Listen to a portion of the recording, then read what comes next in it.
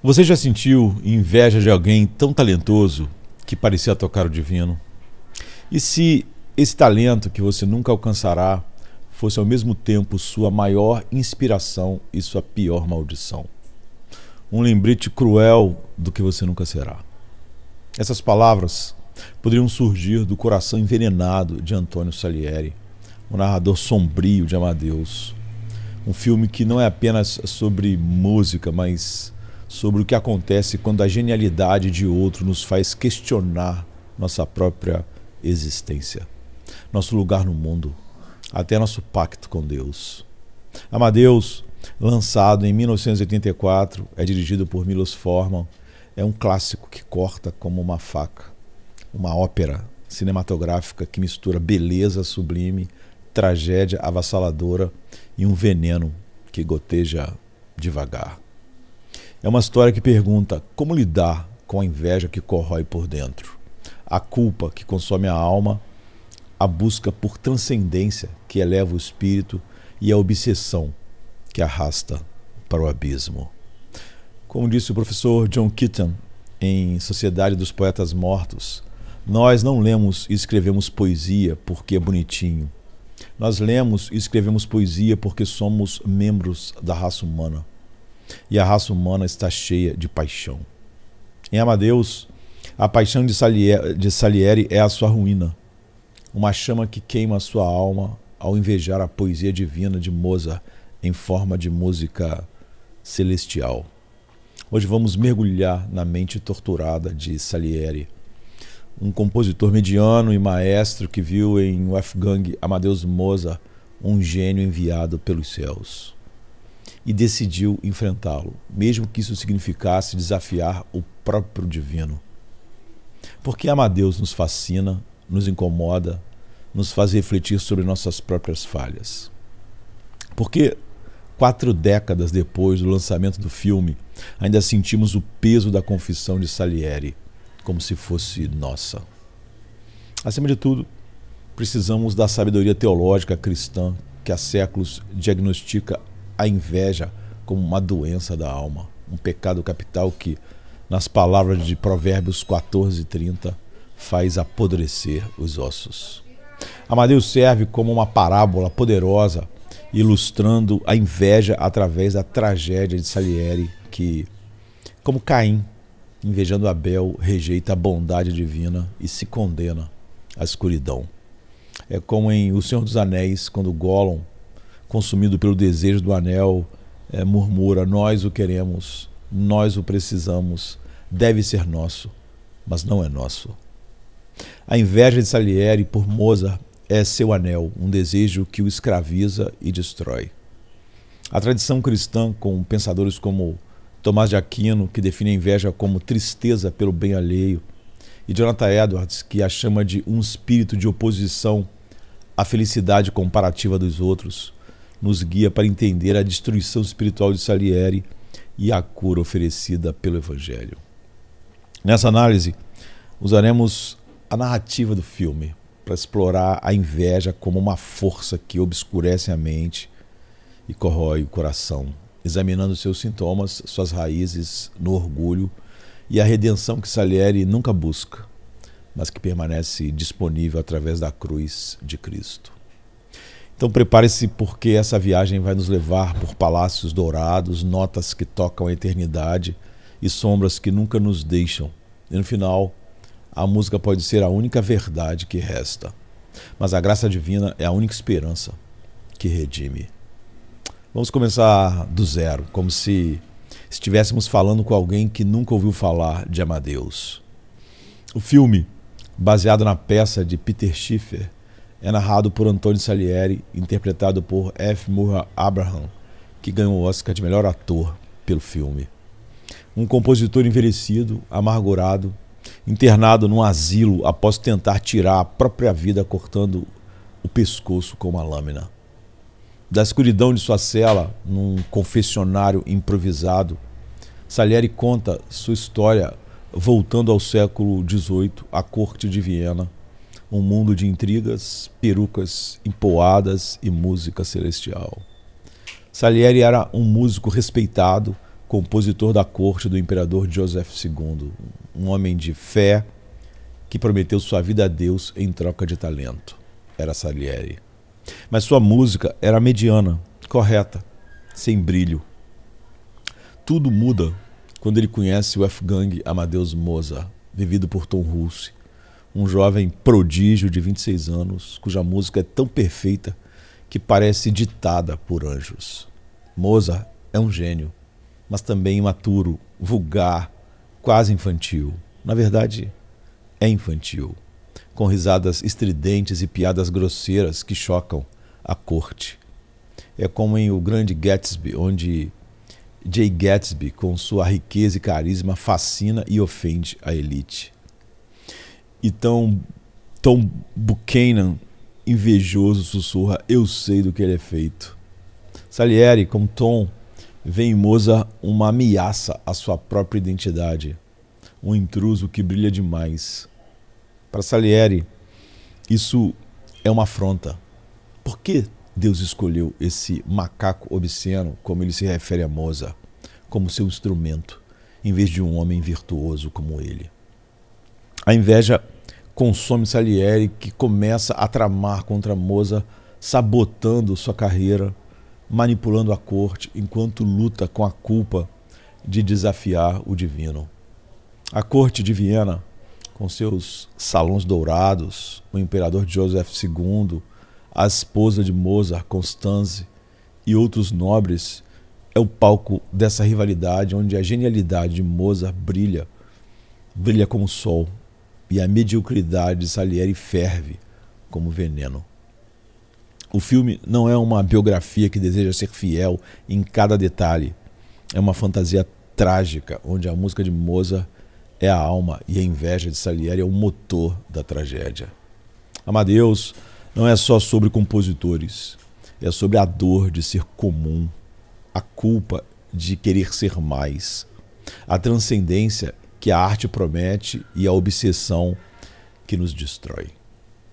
Como parábola, Amadeus reflete a definição de Frederick Buechner da inveja como o desejo ardente de que todos sejam tão mal-sucedidos quanto você.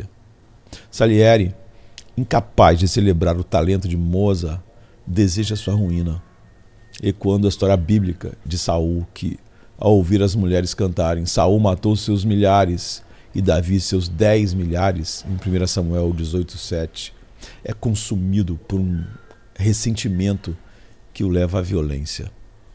A inveja de Salieri é uma doença espiritual, como descrita por Basílio de Cesareia, que rói as entranhas, transformando sua admiração inicial em ódio e autodestruição. O que faz Amadeus tão poderoso é como ele tece temas que nos acertam no fundo do peito, que nos fazem olhar para nossas próprias fraquezas e desejos. Primeiro, inveja.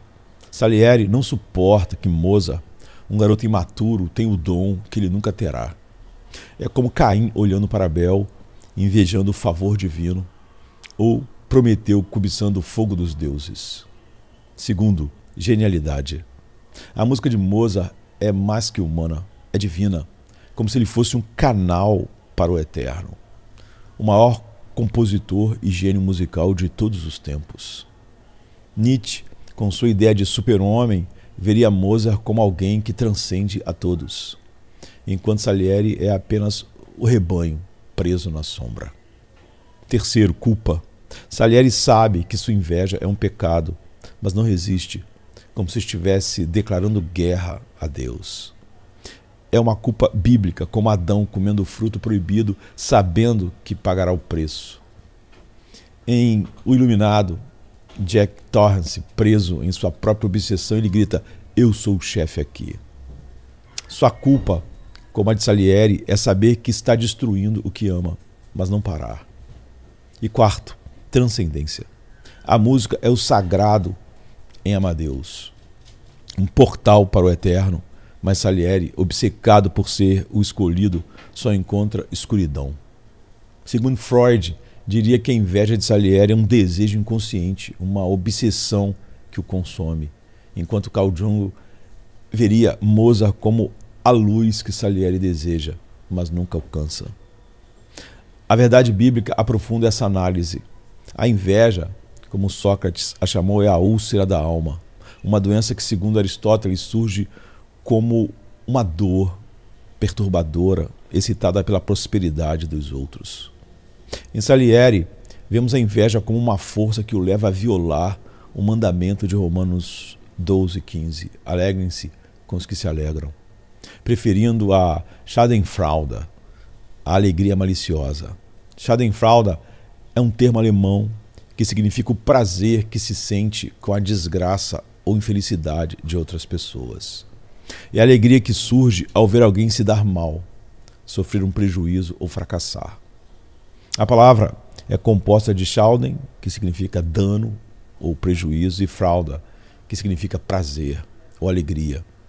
É um sentimento complexo que envolve elementos de prazer, satisfação e, em alguns casos, até mesmo um certo deleite em ver alguém pagar por seus erros ou receber a punição que se considera justa, ou ver quem você não gosta, por qualquer razão que seja, finalmente se dar mal. E manifestação pode ser expressa de diversas formas, desde a manifestação discreta de satisfação interna até a demonstração explícita de prazer ou zombaria diante do sofrimento do outro. Como dissemos, em Salieri vemos a inveja como uma força que o leva a violar o mandamento de Romanos 12:15. Alegrem-se com os que se alegram, preferindo a Schadenfreude, ao ver Mozart falhar. Sua história é uma parábola moderna da inveja bíblica, como a de Caim, que matou Abel por invejar seu favor divino, ou a rainha má, em Branca de Neve, que busca destruir a beleza que não possui. A inveja de Salieri é um exemplo vívido do que Dorothy Sayers chama de a grande niveladora, que prefere a miséria universal à felicidade alheia. O simbolismo é a alma do filme. A música de Mozart é a voz de Deus, cada nota uma revelação, como o fogo de Prometeu que ilumina, mas queima. Salieri é a sombra, o oposto de Mozart, como Satanás invejando o céu, sua escuridão contrastando com a luz do gênio.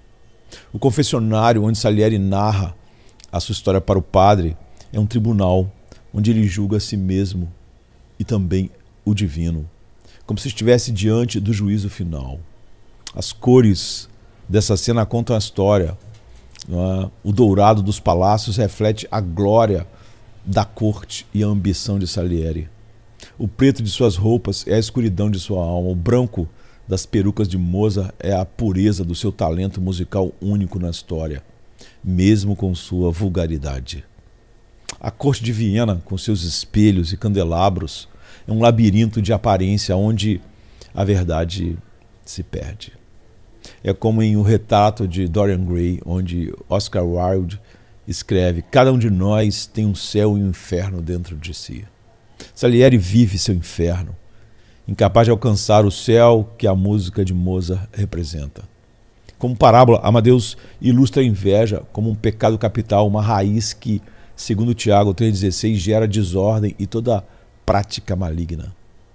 Cobiçais e nada tendes, matais e invejais e nada podeis obter, viveis a lutar e a fazer guerras, nada tendes porque não pedis, pedis e não recebeis, porque pedis mal para esbanjardes em vossos prazeres. Tiago 4, 2 e 3. O confessionário de Salieri é um símbolo do tribunal divino, como vimos, onde sua inveja é exposta, mas também é um lembrete da graça que ele rejeita, como exortado em 1 Pedro 2,1, que nos chama a abandonar a inveja como uma roupa suja. Há uma curiosidade para abrir nosso apetite aqui. Amadeus é baseado na peça de Peter Shaffer, como eu falei, que viu a rivalidade entre Salieri e Mozart como uma tragédia, não como um fato histórico simplesmente, apesar de ser.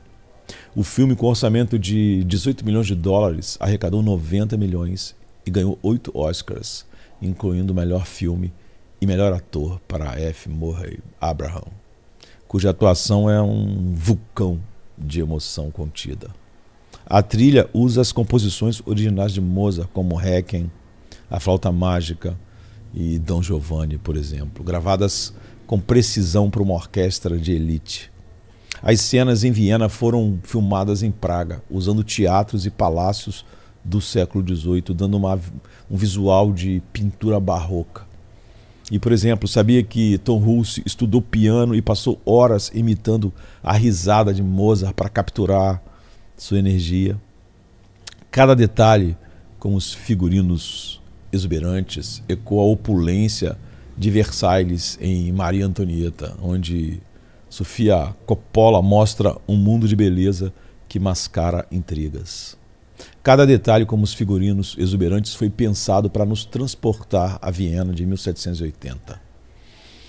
Antes de mergulharmos nas cenas específicas, a introdução de Amadeus nos apresenta a inveja como uma doença espiritual que corrói a alma, uma verdade articulada por Isaías 1, 5 e 6, que descreve o pecado como feridas que devastam o corpo, feridas podres.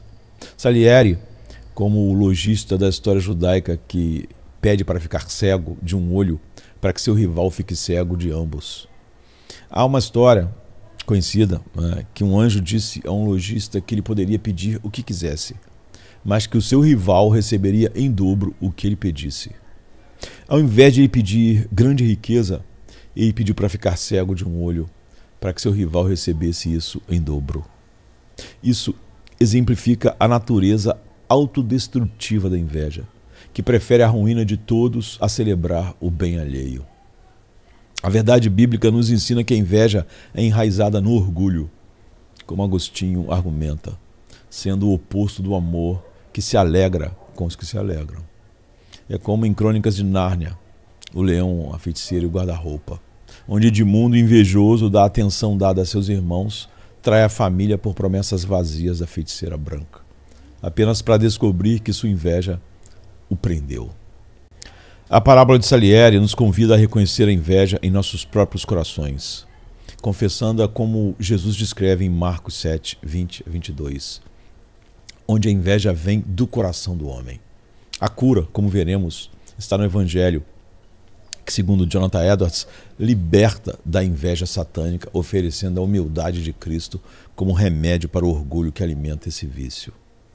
Estamos apenas aquecendo as cordas, né? Vamos mergulhar nas cenas que definem Amadeus, da confissão de Salieri ao primeiro encontro com Mozart, para explorar a inveja que queima como ácido, a genialidade que ilumina como o sol e a culpa que pesa como uma cruz.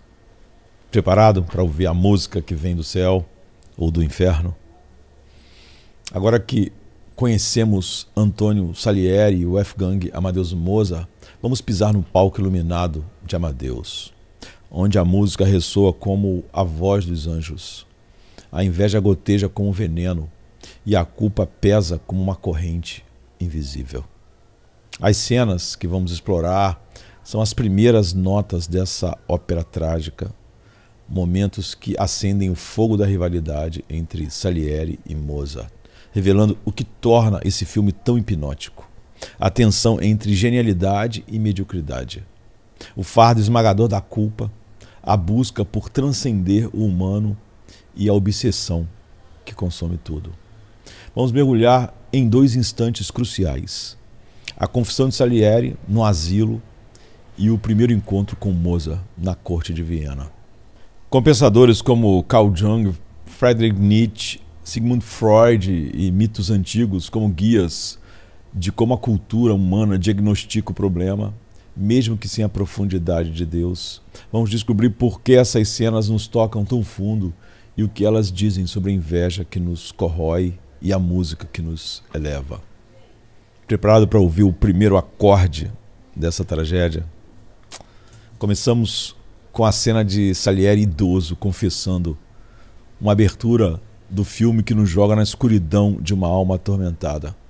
O filme começa em 1823, com Salieri bem envelhecido, confinado num asilo, seus cabelos brancos, desgrenhados, o rosto marcado por rugas de amargura. Ele grita: Mozart, me perdoe. Mozart, me perdoe. A voz ecoando pelos corredores frios de um asilo, enquanto ele tenta cortar a própria garganta com uma lâmina. Levado a um quarto sombrio, ele recebe a visita de um jovem padre, depois de falhar em tentar se matar. Um jovem padre de batina preta que oferece absolvição. Salieri, sentado num confessionário improvisado, com velas tremeluzindo como estrelas moribundas, começa a contar sua história. Eu matei Mozart, ele diz, os olhos brilhando com uma mistura de culpa, orgulho e desespero, como se estivesse desafiando o céu. É como em O Poderoso Chefão, quando Michael Corleone, diante de um padre, confessa: eu matei meu irmão porque ele me traiu. A confissão de Salieri, como a de Michael, é um grito de culpa que não busca perdão, mas desafia o julgamento divino. A cena é sufocante, como se o peso de décadas de inveja tivesse se cristalizado numa corrente que o prende. O simbolismo é poderoso. O confessionário é um tribunal divino onde Salieri julga a si mesmo e também julga a Deus, que ele acredita tê-lo traído, como se estivesse diante do juízo final, confessando um pecado que não quer sequer ser perdoado, não busca perdão. É uma confissão que flui da pura amargura, autopiedade e raiva. A escuridão do asilo é a culpa de Salieri, uma sombra que o engole como um inferno que ele teme habitar. O padre, com sua expressão de choque, é a consciência impotente, incapaz de absolver um homem que abraça a sua danação. As cores são opressivas. O preto do quarto reflete o vazio da alma de Salieri. O cinza de sua pele é a morte em vida. O vermelho fraco das velas sugere o sangue de sua culpa, como uma ferida que nunca cicatriza. Carl Jung diria que Salieri é sua própria sombra e parte de si que ele nega, a inveja que o define como um demônio interno que ele não pode exorcizar. A verdade bíblica ressoa. Salieri é Caim confessando o assassinato de Abel, mas sem buscar redenção. Ou Judas, traindo o divino por ciúme. Freud veria a confissão como o inconsciente de Salieri, onde a inveja reprimida explode em culpa. T.S. Eliot, com sua poesia do tempo, diria que Salieri está preso no momento de agonia, onde o passado o condena eternamente, incapaz de escapar. A confissão de Salieri é uma ilustração vívida da inveja como uma doença da alma, como descrita por Basílio de Cesareia, que consome o invejoso de dentro para fora. Sua culpa reflete os sintomas da inveja articulado por Cornelius Plantinga. A comparação constante com Mozart, que ele vê como indigno do talento divino. A crítica implícita da escolha de Deus. A ingratidão por seus próprios dons, como sua posição na corte, que é tão privilegiada. E o ódio que o leva a culpar Deus. Como Ovídio descreve em Metamorfose, a alma da inveja rói e é ruída, sendo o seu próprio castigo. A cena ecoa Gálatas 5:21, que adverte que a inveja, como obra da carne, impede a herança do reino de Deus. Salieri, ao rejeitar a absolvição oferecida pelo padre, exemplifica a incredulidade que, segundo o Salmo 37:1, sustenta a inveja, preferindo a danação à graça. Em Amadeus, Salieri inveja o gênio musical de Mozart. Salieri não pode comprar algo comparável ou atingir esse nível de talento por mais que ele trabalhe duro.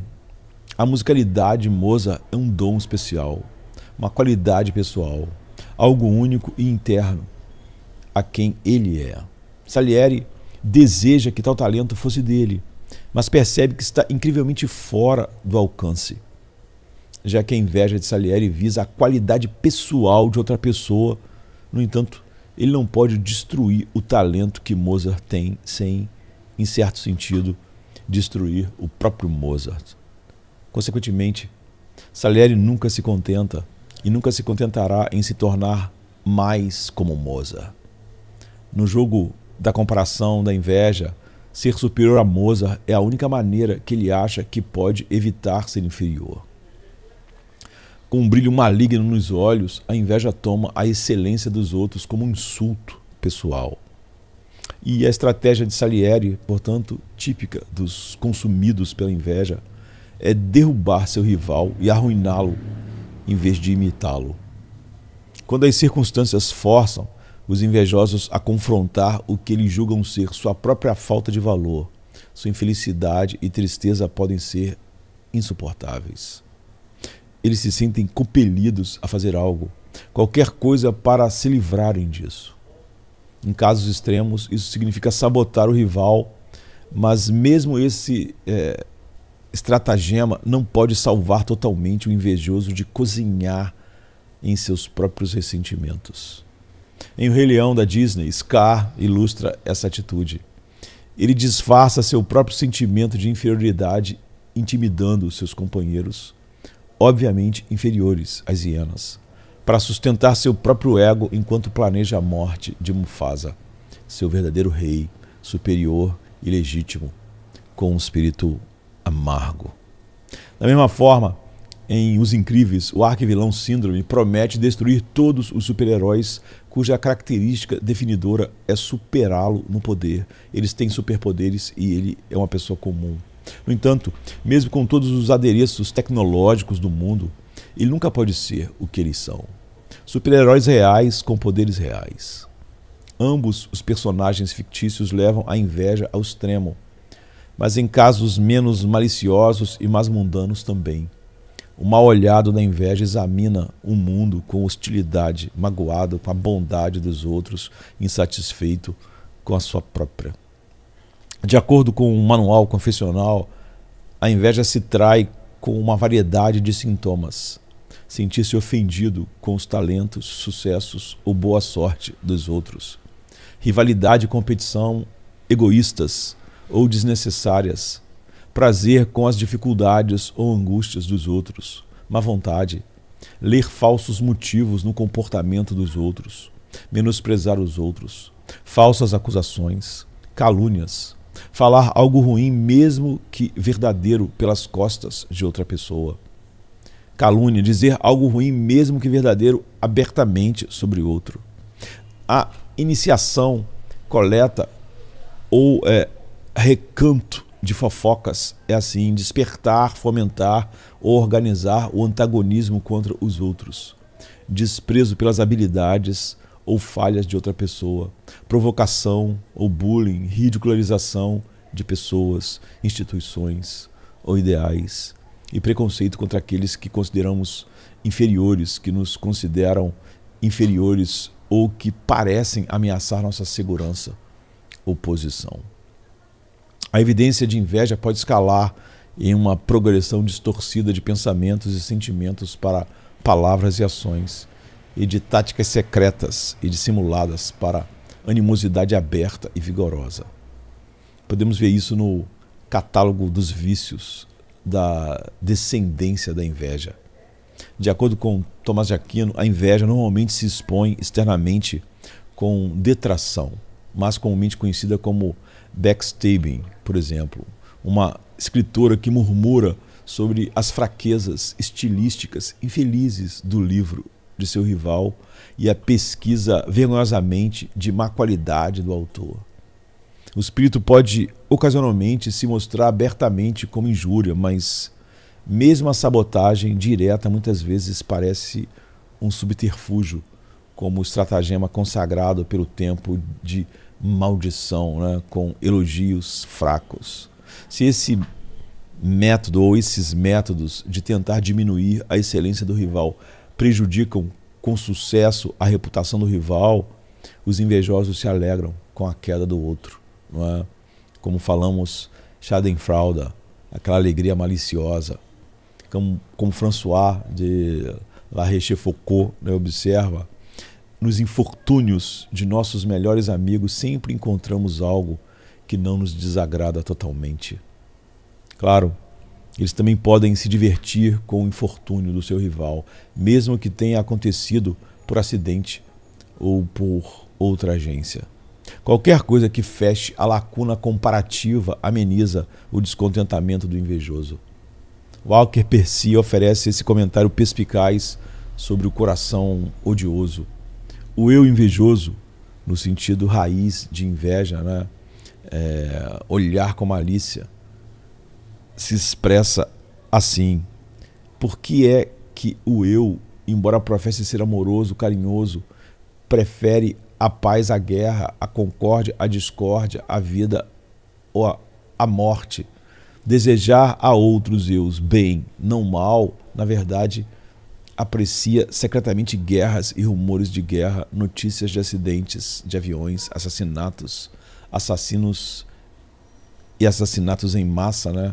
Obituários, para não falar de notícias locais sobre conhecidos caindo mortos na rua, fofoca sobre vizinhos, entrando em brigas ou ser detectado em escândalos sexuais, peculato e outras desgraças. Por quê? Isso gera schadenfreude no coração das pessoas. A inveja pode aumentar. Se os invejosos tentam minar seu rival e não são bem-sucedidos, sua amargura se intensifica e eles se ressentem ainda mais da boa sorte do outro. Se não for aplacada, a inveja pode até levar ao ódio em grande escala de um rival. O objeto do ódio é o que bloqueia a nossa felicidade. Naturalmente, temos uma forte aversão a coisas como o mal, porque os vemos como prejudiciais ao nosso próprio bem. Mas para o invejoso, o odiado obstáculo ao seu próprio bem é a posse de excelência do rival, ou mais precisamente, o próprio rival que é superior pelo bem que possui. A inveja tinge sua visão do mundo com inimizade, ou pelo menos com antagonismo, mesmo que se esconda numa falsa amizade, como disse Salieri por Mozart. É eu contra você, meu bem ou seu bem, nunca ambos. Mesmo que ele não prejudique o bem do rival, o invejoso fica satisfeito com o seu espólio, mesmo que seja feito por outros.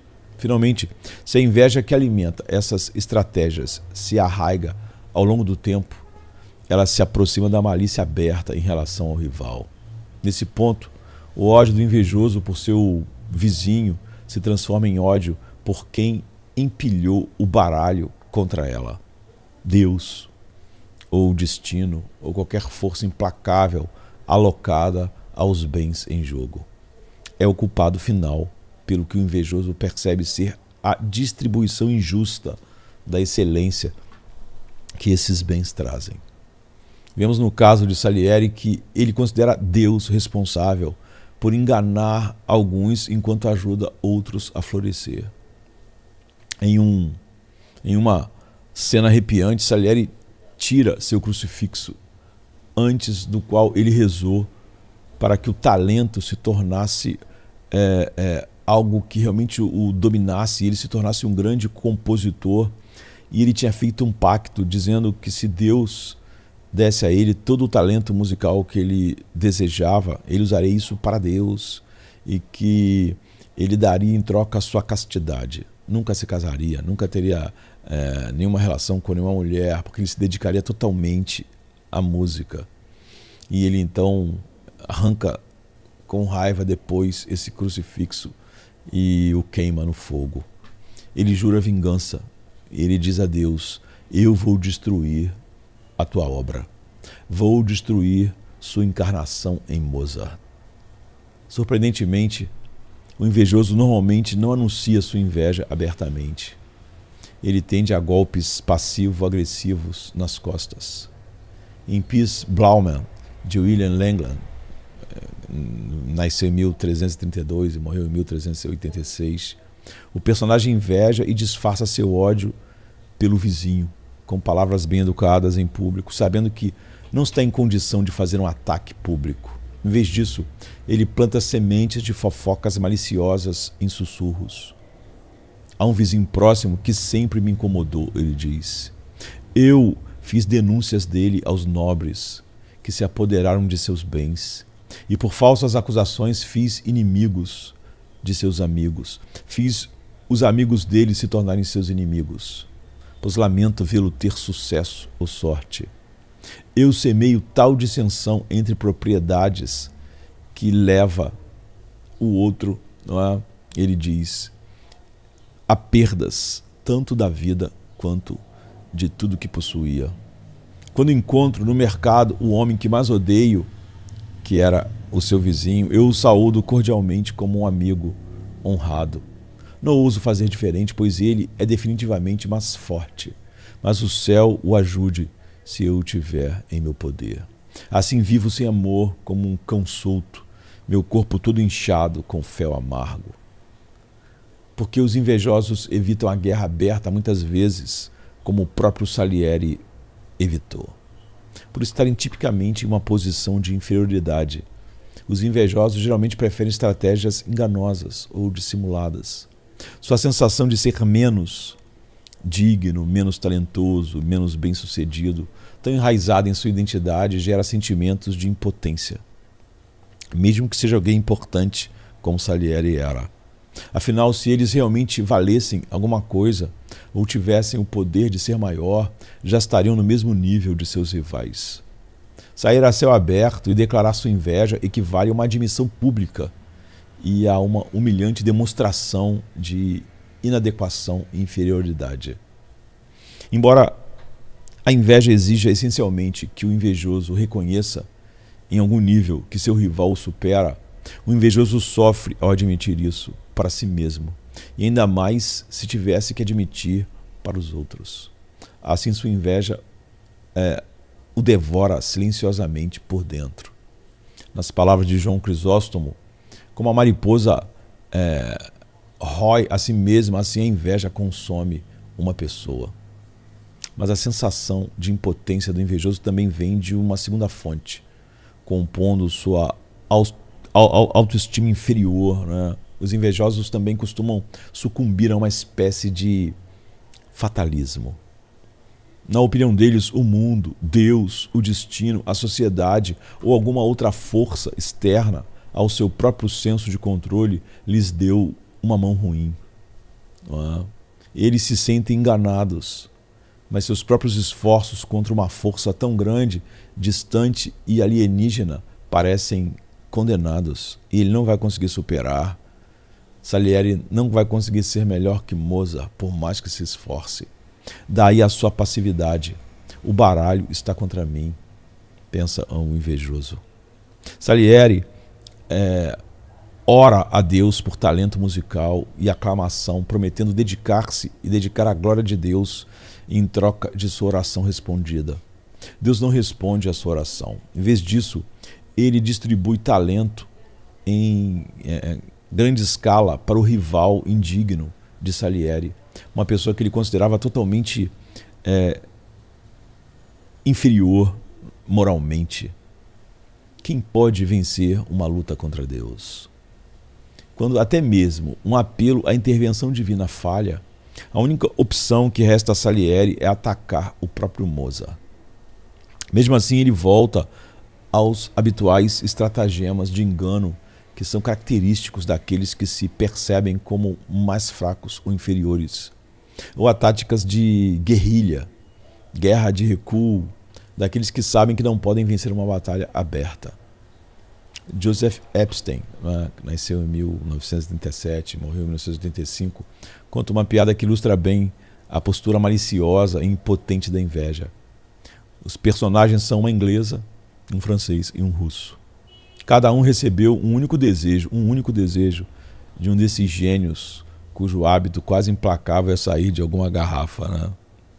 A inglesa diz que uma amiga dela tem um chalé em Cotswolds e que ela gostaria de um chalé semelhante, com a adição de 2 quartos extras e um segundo banheiro e um riacho correndo na frente do chalé dela. O francês diz que seu melhor amigo tem uma linda amante loira. E ele gostaria de ter uma amante assim, mas ruiva, em vez de loira, e com pernas mais compridas e um pouco mais culta e chique. O russo, quando perguntado o que gostaria, conta que um vizinho tem uma vaca que dá uma grande quantidade de leite, do leite mais rico, que produz o creme e o queijo mais pesado e delicioso, e a manteiga mais pura. E o russo diz ao gênio: eu quero essa vaca morta. Como diz Buchner, o desejo de marca registrada da inveja é que todos os outros sejam tão mal sucedidos quanto você. E a história de Síndrome em Os Incríveis, produzido pela Pixar Animation Studios, não é? Nos dá uma imagem da futilidade da inveja e da inferioridade dos invejosos. Juntos, eles garantem o que o invejoso se sinta completamente condenado. Fracasso inevitável em superar seu rival. No início do filme, o Síndrome é um admirador ardente, mas irritante, do super-herói Senhor Incrível, né? Depois de ser rejeitado por seu herói, ele muda seu nome para Síndrome e inicia o trabalho de uma vida inteira de matar super-heróis. Ao mesmo tempo, ele gasta toda a sua energia tentando se transformar em um super-herói de imitação, criando uma máquina que só ele, com seu aparato tecnológico superior, pode derrotar. Seu plano, revelado ao Senhor Incrível, é simples: aperfeiçoar a máquina e depois derrotar a máquina em uma batalha simulada para ganhar elogios e ser visto pelos outros, pela população, como um super-herói, e depois vender sua tecnologia para as massas. Sua razão, como vimos, o Síndrome acredita que se todos puderem ser super, ninguém será. Seus esforços são expostos como um fracasso patético quando ele envia sua máquina para causar estragos na cidade, e sua charada de derrotá-la com pseudo-superpoderes é explodida pela falsidade de segunda classe que ele é. Nenhuma imitação tecnológica conta como uma superpotência real que os super-heróis têm. A malfadada posição de inferioridade do Síndrome não pode ser mudada, né? Apesar de seus melhores esforços. Sua inferioridade só se confirma ainda mais dolorosamente para todos verem nas suas tentativas. Agora, a cena do primeiro encontro com Mozart, um momento em que é como um raio partindo o céu. Estamos em 1781, na corte de Viena, e Salieri, compositor respeitado, está ansioso para conhecer Mozart, cuja fama já ecoa pela Europa, e ele mesmo acha a sua música sublime, apesar de não conhecê-lo pessoalmente. Então ele fica imaginando como Mozart será para ter um talento tão grande. Ele imagina um homem refinado, digno do dom divino que recebeu, um emissário celestial. Em vez disso, numa festa suntuosa, com candelabros brilhando e nobres em perucas empoadas, como era costume, Salieri vê um jovem de 26 anos com uma peruca branca impecável, rindo alto, fazendo piadas grosseiras, correndo atrás de uma moça com uma energia infantil. É Mozart. Salieri, escondido atrás de uma cortina, observa a cena entre os dois, incrédulo. Quando Mozart senta ao cravo e toca uma peça que foi composta por Salieri, mas começa a improvisar em cima daquela peça e a melhora com sua genialidade, que faz a sala inteira prender o fôlego, Salieri, olhando de longe, fica paralisado. Era como se fosse a voz de Deus. Era a voz de Deus, ele pensa. Mas o mensageiro é um macaco obsceno, como ele denomina Mozart. É como em Whiplash, quando o jovem baterista Andrew, sob o olhar cruel do professor Fletcher, ouve: "Você acha que é especial? Você não é nada." É assim que Salieri se sente naquele momento.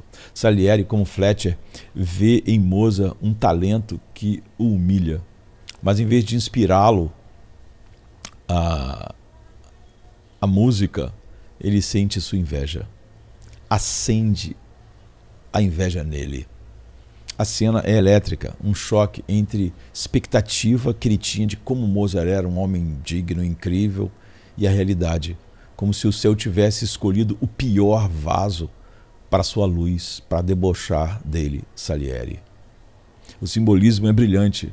Mozart é a luz, sua música um raio divino, como Prometeu trazendo o fogo dos deuses, iluminando tudo com uma beleza que transcende. Salieri é a sombra, consumido pela inveja, como Satanás olhando o paraíso que nunca terá. O cravo é o altar, é um altar, onde Mozart oferece sua genialidade, enquanto Salieri só pode assistir com o coração apertado. As cores da cena falam alto, né? O dourado da sala reflete a glória da corte.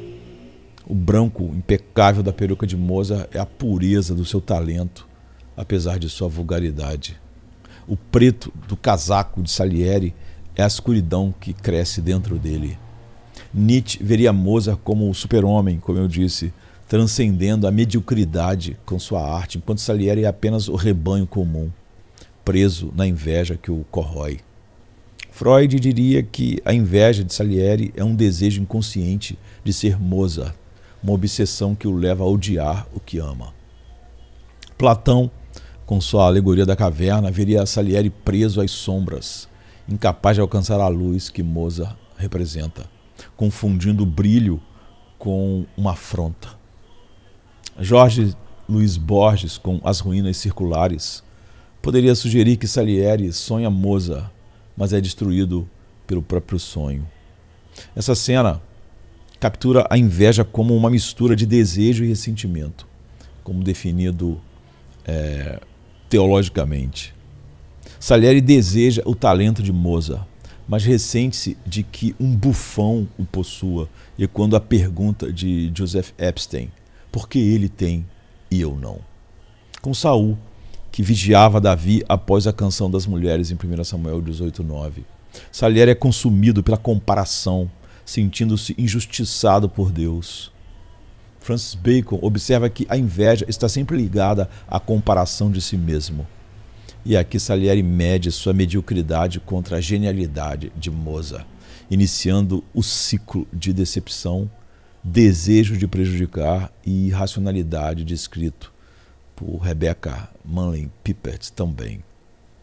A inveja de Salieri é uma parábola da rainha má em Branca de Neve, que não suporta a beleza de outra, ou dos irmãos Brary, onde Jane inveja a popularidade de Márcia. Romanos 12:15 exorta a alegrar-se com os que se alegram, mas Salieri, como logista judaico que prefere a cegueira à prosperidade do rival, escolhe a Schadenfreude, lançando as sementes de sua tragédia.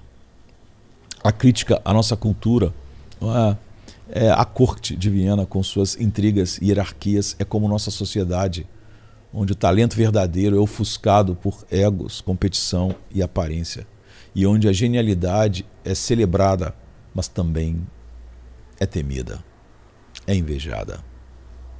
Amadeus pergunta, você abraça a genialidade alheia ou deixa a inveja te consumir?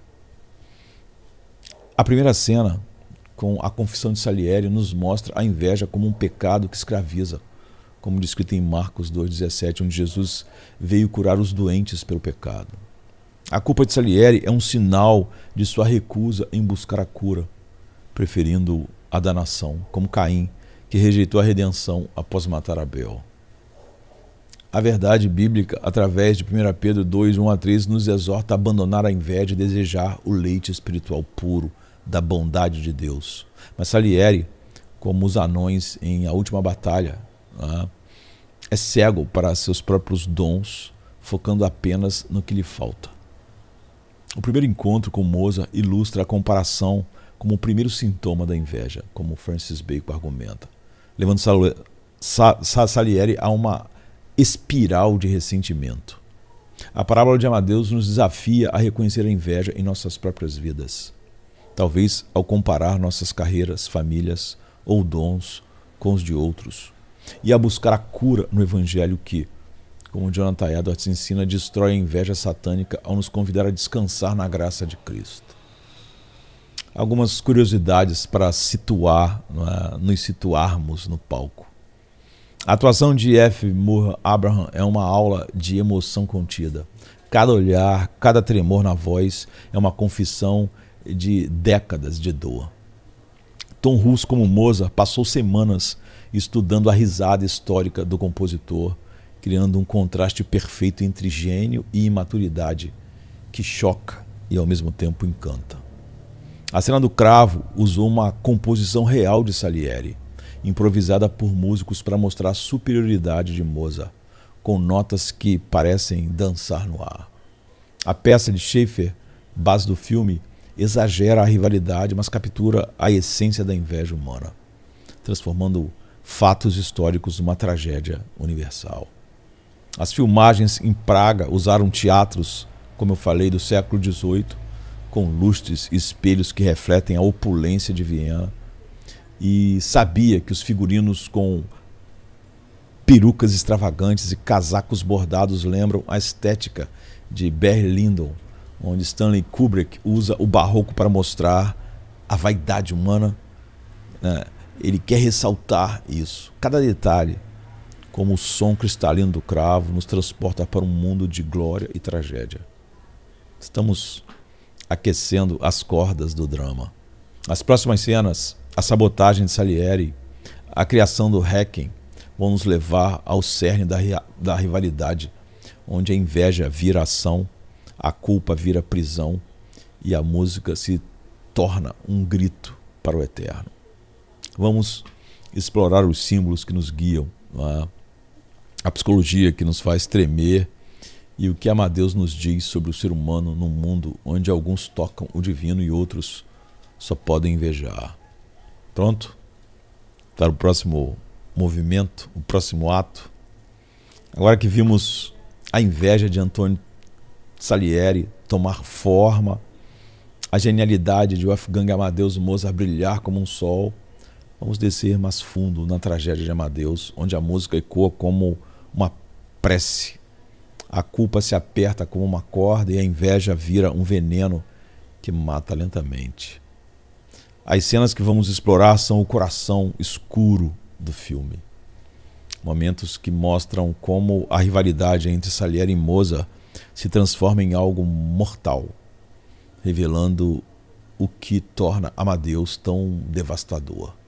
Um embate entre mediocridade e transcendência, o peso esmagador da culpa, a obsessão que consome e a luta por tocar o divino, mesmo que isso custe tudo.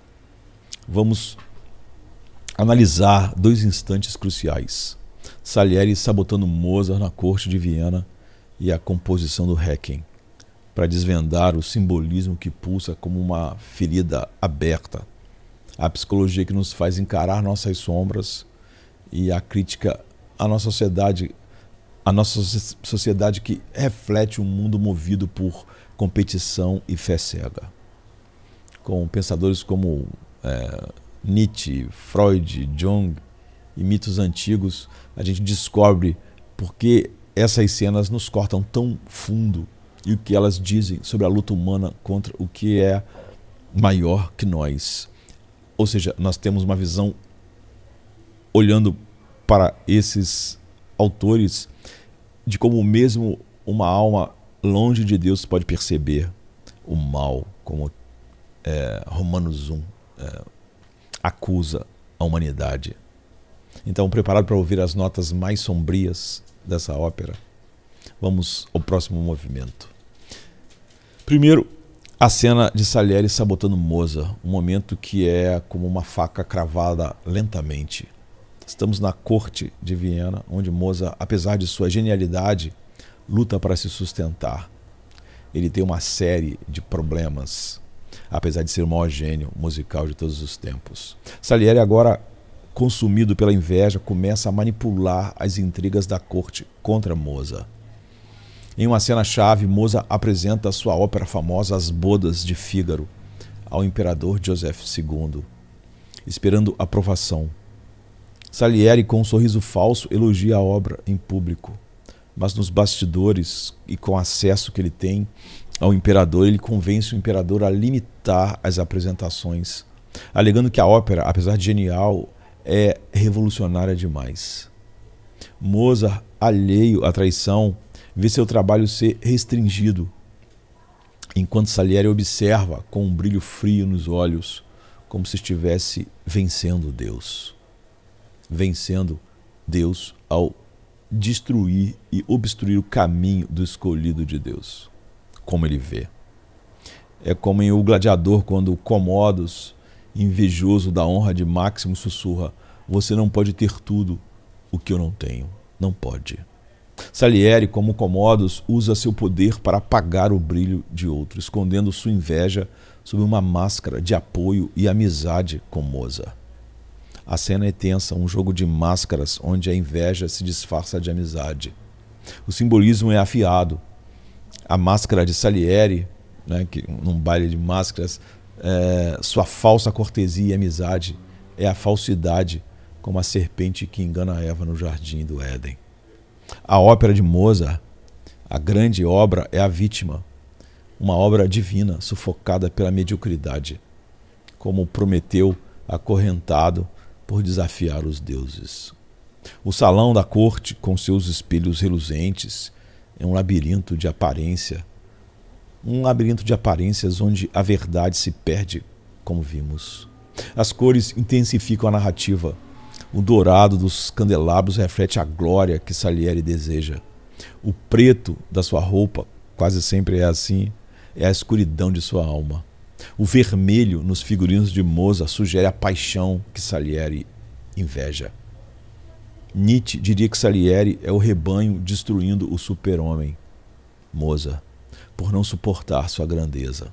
Freud veria a sabotagem como a inveja de Salieri, um desejo inconsciente de apagar o que ele não pode ser. Platão, com sua caverna, diria que Salieri prefere as sombras da mediocridade à luz da genialidade de Mozart. A sabotagem de Salieri é uma manifestação dos sintomas da inveja: crítica, reclamação e ódio. Como Cornelius Plantinga descreve, a inveja leva a despedaçar a reputação dos outros. E Salieri, ao caluniar Mozart nos bastidores, busca nivelar o campo, como Dorothy Sayers define, preferindo a miséria universal à felicidade alheia. Sua reclamação interna, não é justo, não é justo, não é justo, ecoa a história do atleta grego que destruiu a estátua de um seu rival. Ele resolveu destruir a estátua que fizeram para um rival seu, mas ao tentar destruir a estátua cai e ele é esmagado por ela, ilustrando a autodestruição da inveja. A cena reflete Gálatas 5, 19 a 21, que lista a inveja como uma obra da carne, que exclui o homem do reino de Deus. Salieri, como Saul, tramando contra Davi, é movido por um desejo de prejudicar, um estágio avançado da inveja, descrito por Rebecca Pipert. Contudo, a verdade cristã oferece uma alternativa, não é? Provérbios 23, 17 exorta a continuar no temor do Senhor, prometendo que certamente há um futuro. Salieri, ao rejeitar essa confiança, escolhe a escuridão, mas a graça permanece disponível, como veremos. Agora, a cena da composição do Requiem, um momento que é como um trovão anunciando a tempestade. Mozart, já doente e endividado, apesar de tão jovem, recebe uma encomenda meio que salvadora, misteriosa, de escrever um Requiem, que é uma missa fúnebre. Ele não tem saúde para fazer isso. Se ele continuar da maneira que ele viveu, e se ele continuar trabalhando, ele vai morrer. E esse misterioso benfeitor, entre aspas, encomenda o Requiem, pagando o dinheiro que é algo quase que o Mozart não pode rejeitar, apesar de sua esposa querer que ele não faça nada. Ele trabalha febrilmente, com os olhos febris preso às notas, fluindo como se viessem de outro mundo, porque ele está doente, ele está na cama, ele não tem instrumento nenhum, mas ele consegue ir dizendo como a orquestra vai tocar cada instrumento, enquanto Salieri se ofereceu para escrever o que ele dissesse. Salieri finge ser seu amigo, não é? e ele encomendou o Requiem vestido com uma roupa que o pai de Mozart usou numa festa, o que reacendeu em Mozart um monte de problemas, já que ele tinha problemas sérios com seu pai. Tudo planejado para enfraquecer Mozart psicologicamente e forçá-lo a um trabalho febril quando ele estava muito doente, para que ele morresse. Salieri, disfarçado, visita Mozart fingindo ser o patrono anônimo e o pressiona a terminar a obra, já que Mozart estava com dificuldade de terminar. E Salieri sabia que se ele continuasse trabalhando, aquilo podia matá-lo. E numa cena arrepiante, Mozart dita as notas do Requiem para Salieri, que escreve fascinado. À medida que Mozart vai dizendo, aqui entra as trompas, aqui os violinos vão entrar, e ele fala a clave, o tom, como é que os violinos vão tocar, ele vai ditando, e é tão genial que Salieri, mesmo sendo um maestro, tem dificuldade de anotar na rapidez com que Mozart imagina. Mozart, em sua mente, está vendo a orquestra fazer tudo aquilo que ele está compondo ali na hora. E Salieri, que escreve fascinado, está ao mesmo tempo fascinado e horrorizado. O talento de Mozart é muito maior do que ele imaginou. E ao mesmo tempo ele se sente como se estivesse roubando o fogo divino.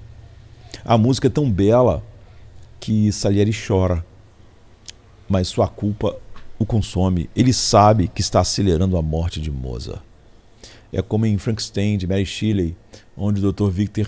Victor Frankenstein, ao criar sua criatura, exclama: eu tinha desejado isso, mas agora que o tenho é uma maldição. Salieri, como Frankenstein, deseja capturar a centelha divina da criação de Mozart, mas sua inveja transforma essa busca em destruição.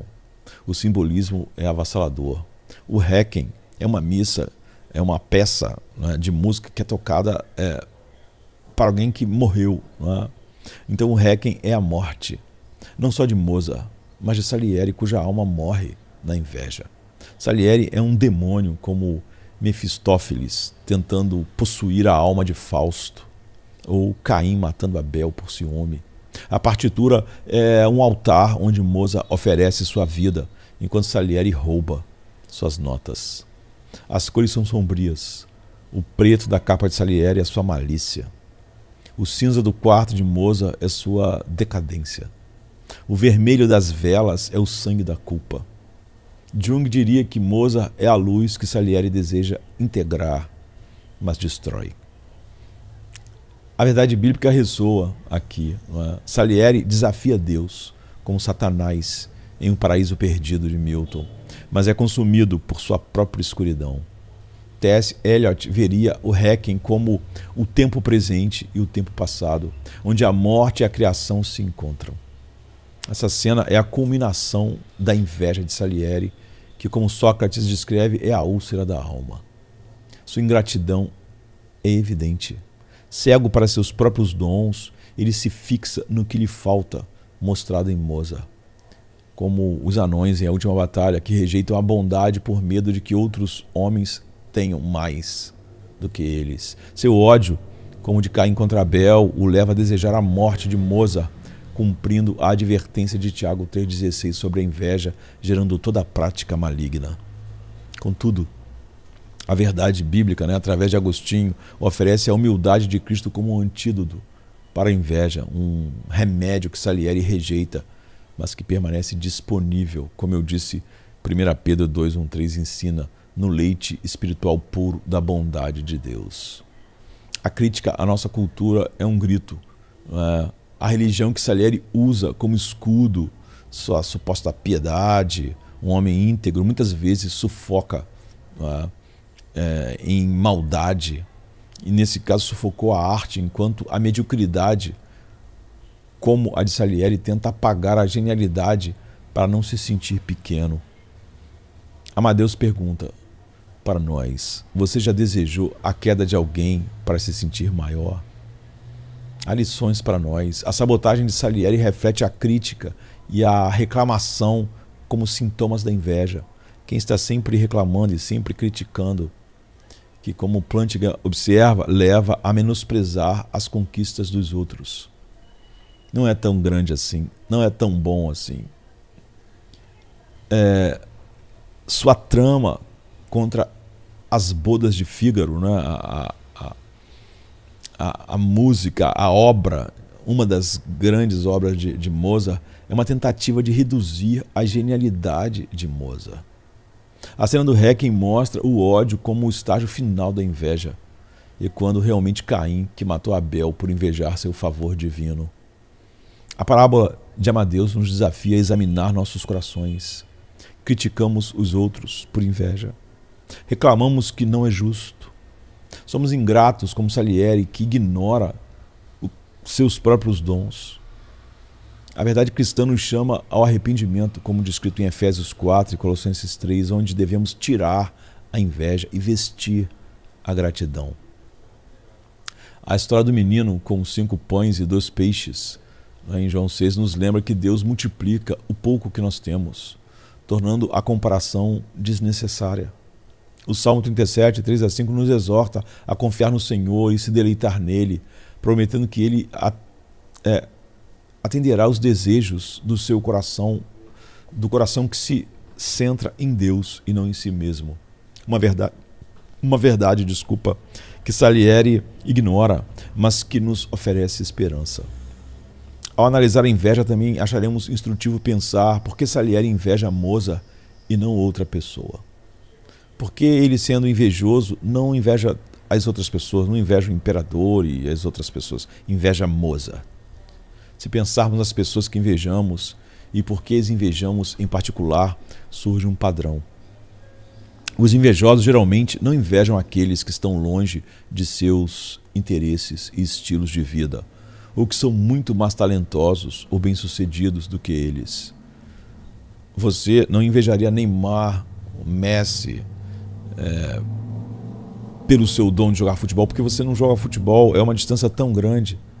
O invejoso tende a invejar as pessoas a quem podem se comparar desfavoravelmente. Isso é, aqueles que são como eles, só que melhores que eles. Um escritor não se importa se um atleta olímpico ganha uma medalha de ouro na corrida de 5.000 metros, enquanto ele mal consegue terminar uma corrida local de 5 quilômetros. Mas ele se queima e se corrói quando seu colega recebe uma ótima crítica sobre o seu livro, sobre o seu último romance. Ele é escritor, enquanto seu próprio trabalho publicado recebe apenas um destaque indiferente. Para a pessoa que se define por seu status de carreira e poder aquisitivo, o sucesso não é definido em comparação com Bill Gates ou os bilionários de hoje, mas sim por quem ganha mais do que ele, próximo a ele. Não é? Isso, invejamos apenas aqueles a quem desejamos rivalizar ou superar em reputação. Como uma música antiga diz sem rodeios, nós odiamos quando nossos amigos se tornam bem-sucedidos, porque pensamos, deveria ter sido eu, poderia ter sido eu. Os invejosos caracteristicamente se ressentem do sucesso apenas daqueles em cujo lugar eles podem se imaginar, aqueles que poderiam ter sido, se não fossem as cruéis reviravoltas do destino. No entanto, ao mesmo tempo, eles sentem que essa possibilidade está tão distante deles que é impossível. Paradoxalmente, o alvo de nossa inveja está muito próximo para o conforto e completamente fora do alcance. Os invejosos desejam ser superiores, pois sua autoestima depende de superar os outros no campo relevante de comparação. Sua própria identidade depende de superar os outros, mas apenas aqueles que ameaçam essa identidade, ou seja, aqueles próximos o suficiente para serem comparados como rivais. Se refletirmos sobre aqueles que invejamos, provavelmente descobriremos como definimos nossa própria identidade e onde vemos essa identidade como mais vulnerável. A inveja geralmente surge quando a superioridade de outra pessoa parece ameaçar ou diminuir nossa própria excelência e onde essa comparação nos faz sentir inferiores. Se essas áreas se aproximarem do nosso senso de quem somos e por que somos valorizados, a amargura da inveja pode se transformar em puro veneno. Refletir sobre as diferentes maneiras pelas quais podemos vivenciar a competição e a rivalidade nos dá uma visão da perspectiva do invejoso. Como e por que buscamos a excelência e como distinguimos o esforço invejoso da aspiração não invejosa em locais competitivos. O filme Carruagem de Fogo nos dá um retrato de personagens de dois homens diferentes com visões diametralmente opostas da competição. Eric Liddell e Harold Abrahams lutam um contra o outro na corrida dos 100 metros. Harold se esforça para se destacar e se dedica a vencer, porque tem medo de perder. Ele exibe a mentalidade da inveja. Após a primeira corrida, que ele não consegue vencer, Harold senta-se nas arquibancadas com a cabeça entre as mãos. Sua autoimagem está despedaçada. Ele não consegue se ver como alguém que corre e às vezes vence. Em vez disso, ele deve ser um vencedor. Os dois que competiram ali irão competir na Olimpíada. Se eu não posso ganhar, não vou correr, ele diz com veemência para a mulher que ama. Exasperada, ela responde: bem, se você não correr, não pode vencer. Harold tem uma atitude de inveja, defensivo, com medo de ser mostrado inferior e feliz consigo mesmo apenas quando supera sua concorrência em excelência. Ser bom o suficiente significa ser melhor que o outro e não ser o melhor que eu posso ser, na mente dele. Sua inveja torna seus concorrentes antagonistas. Ele não pode celebrar plenamente a excelência deles. Por exemplo, do Eric Liddell ser mais rápido que ele. Já Eric Liddell, que acabou sua vida como um missionário na China sendo morto, por sua vez, Eric Liddell tenta explicar à irmã que seu desejo de correr não vem de um desejo inquieto de provar o que ele é, mas de uma sensação já possuída de descanso em Deus.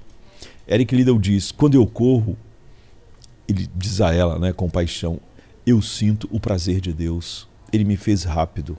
E quando eu corro, eu sinto o prazer dele. Quando eu corro, não quando eu ganho. Você vê?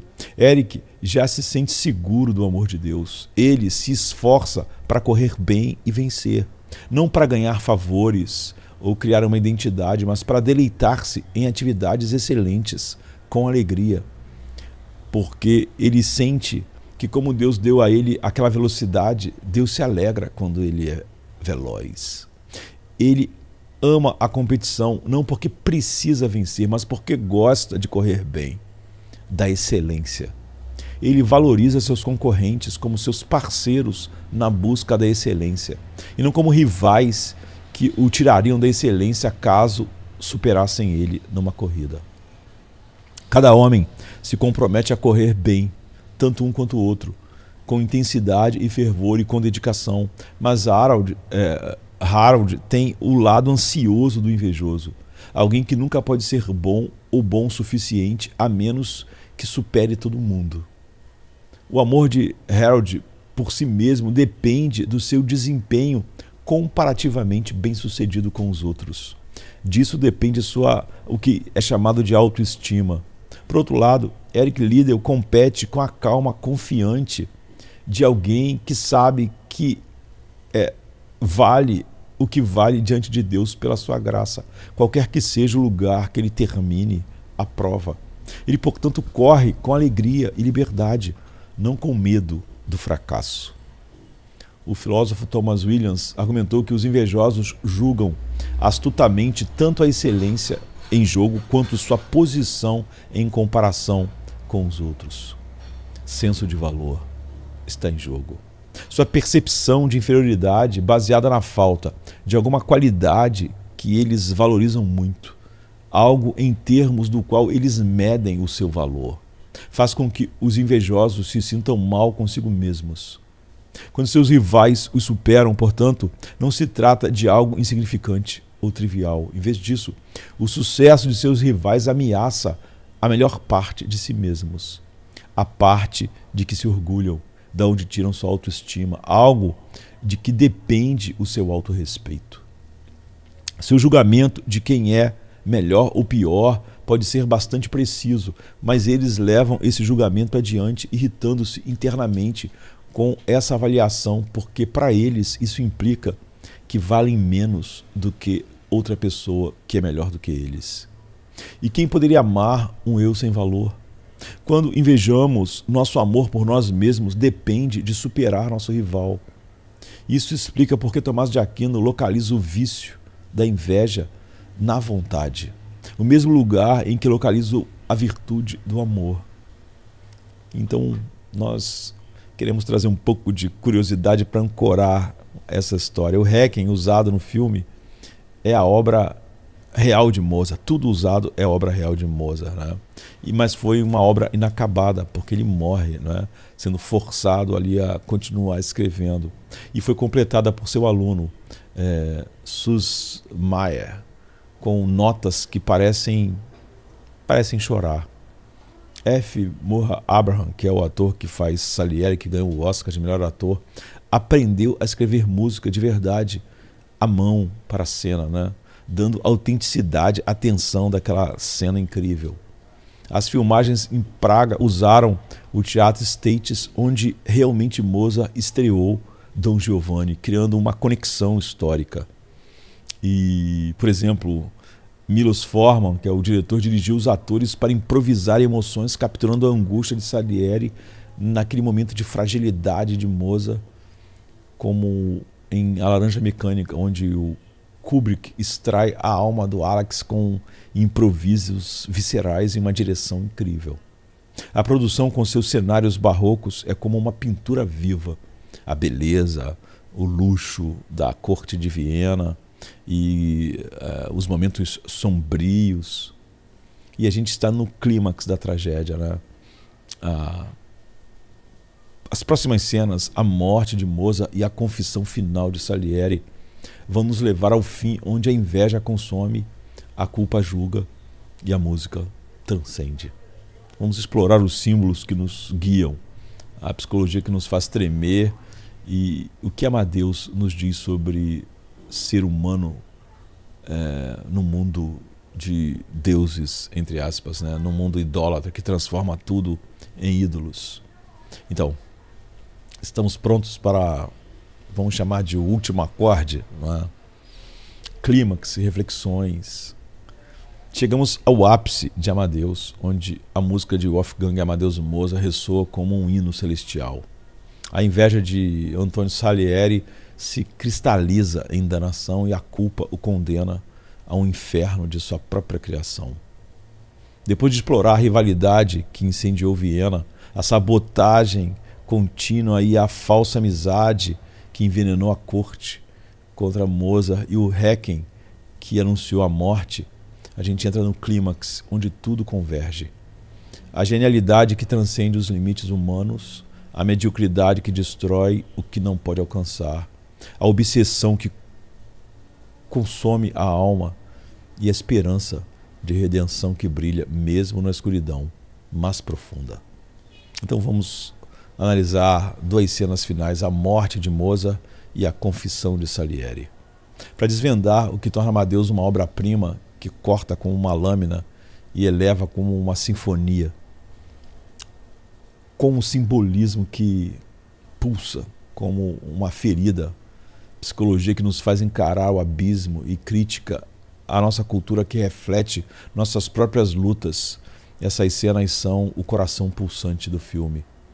Como parábola, Amadeus nos ensina sobre a inveja como um pecado mortal que afasta o homem do amor divino, mas a verdade bíblica, através de pensadores como Agostinho e Edwards, aponta para a cruz de Cristo como a cura, oferecendo graça, gratidão e contentamento, como o único antídoto que Salieri nunca busca, mas que permanecem disponíveis para nós. É como canta Bob Dylan em Blowing in the Wind. Quantas vezes um homem deve olhar para cima antes de ver o céu? Salieri nunca olhou para a graça, mas sua história nos convida a erguer os olhos. E no final vamos deixar uma pergunta que ecoa como a última nota de um Requiem. Qual é o preço da inveja? Primeiro, a cena da morte de Mozart. Há um momento que é como um trovão, né, rompendo o silêncio da alma. Estamos em 1791 e Mozart, agora com 35 anos, está devastado, doente, febril, endividado, sua energia infantil apagada, o rosto completamente pálido como cera derretida. Ele jaz numa cama simples, num quarto frio, trabalhando no Requiem, a missa fúnebre que parece prever o seu próprio fim. Salieri, disfarçado como um patrono misterioso, o visita pressionando, como eu disse, a terminar a obra, oferecendo mais dinheiro, e numa sequência de cortar o coração, Mozart, com a voz fraca, dita as notas do Requiem para Salieri, que escreve com mãos trêmulas e ao mesmo tempo fascinado com a genialidade de Mozart e horrorizado ao mesmo tempo com ela. Cada nota é uma gota de eternidade, tão bela que parece vir diretamente do céu, mas também é um passo para a morte. Mozart, exausto, desmaia, sua respiração falhando. Constance, sua esposa, que tenta sempre e quer impedir Mozart de continuar naquela corrida trágica, chega tarde demais e Mozart morre. Seu corpo frágil, envolto em lençóis brancos, levado por falta de recursos para uma vala comum, sob uma chuva gelada, enterrado como um indigente. Enterrado numa vala comum de tal maneira que não se sabe onde exatamente está enterrado o maior gênio da música de todos os tempos. Salieri vai ao enterro, assiste mudo, como se o próprio Deus tivesse sido silenciado. Seus olhos vazios, mas cheios de culpa. É como em Requiem para um sonho, onde Harry, perdido em seu vício, murmura: eu só queria que fosse como antes. Salieri, como Harry, destruiu o que amava e agora enfrenta o vazio de sua escolha. A cena é devastadora, um Requiem não só para Mozart, mas para a alma de Salieri, que matou o que mais admirou na vida e ao mesmo tempo o que mais odiou. O simbolismo é monumental. A morte de Mozart é a transcendência, sua música subindo ao eterno, que encanta o mundo séculos depois. Como Orfeu, cantando até o último suspiro, deixando um legado que brilha além do túmulo. Salieri é o vazio, um homem que destruiu o divino e ficou com as mãos sujas, como Caim, após assassinar Abel, carregando uma marca que nunca vai se apagar. O Requiem é a ponte entre a vida e a morte, uma obra que Salieri deseja possuir, mas nunca criará nada igual. Como Prometeu acorrentado, incapaz de tocar o fogo que ele roubou dos deuses. As cores são sombrias. O branco dos lençóis é a pureza final da música de Mozart e sua inocência de não ter percebido até o fim que Salieri não era seu amigo. Sua falsa amizade, agora que ele não percebeu, ele está livre da carne, e os lençóis brancos estão mostrando tudo isso.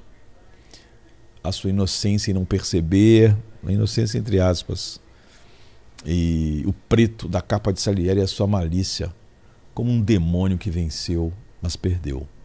O cinza da chuva e do ambiente é o luto que ele não sente. Um mundo sem música.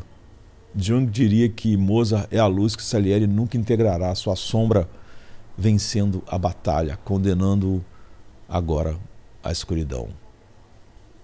E a verdade ressoa. Salieri é Judas traindo o escolhido de Deus, mas sem esperança de perdão. Ou Lúcifer caindo por invejar o céu. Freud veria a culpa de Salieri como o inconsciente explodindo, incapaz de suportar a destruição que causou, uma obsessão que o devora. A morte de Mozart é o ápice da inveja de Salieri, que, como a rainha má em Branca de Neve, busca destruir a beleza que não pode possuir.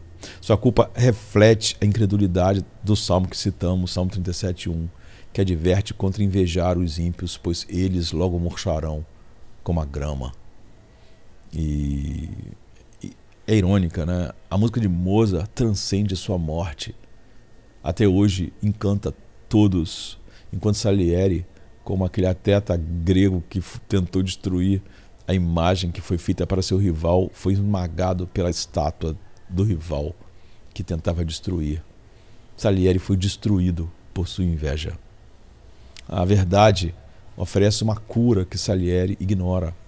1 Pedro 2, 1-3 exorta a abandonar a inveja e desejar o leite espiritual puro da bondade de Deus que cura a alma. Jonathan Edwards nos ensina que Cristo, que não tomou por usurpação o ser igual a Deus, nem se ressentiu de nos dar um assento no céu, destrói a inveja satânica, oferecendo graça que Salieri rejeita, mas que nos convida a aceitar. A cena da confissão final de Salieri é o desfecho, um golpe tão poderoso quanto o acorde final de uma sinfonia. De volta ao asilo, em 1823, Salieri velho termina sua história encarando o jovem padre, cujo rosto está congelado em horror, porque todo o filme era Salieri se confessando e contando tudo ao padre, E ele está com a cara ali, com o rosto congelado em horror, o jovem padre. E ele diz, Salieri diz ao padre, eu sou o padroeiro da mediocridade. Você sente a amargura em sua voz até o fim. Ele proclama com uma risada amarga que corta como vidro, como se abraçasse seu destino como um prazer masoquista. Ele se levanta e abençoa os loucos daquele asilo, declarando-se seu santo e padroeiro. E então ele é levado embora na sua cadeira de roda por corredores escuros, sua risada ecoando como um lamento que nunca silencia. É como em O Cavaleiro das Trevas, quando o Coringa, rindo em sua cela, diz, você acha que pode me entender? Eu sou uma força da natureza.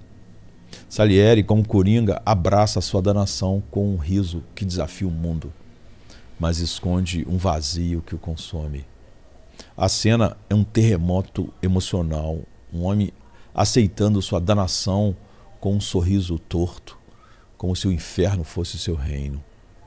O simbolismo é brutal. O asilo é o inferno de Salieri, onde ele reina como um rei vazio.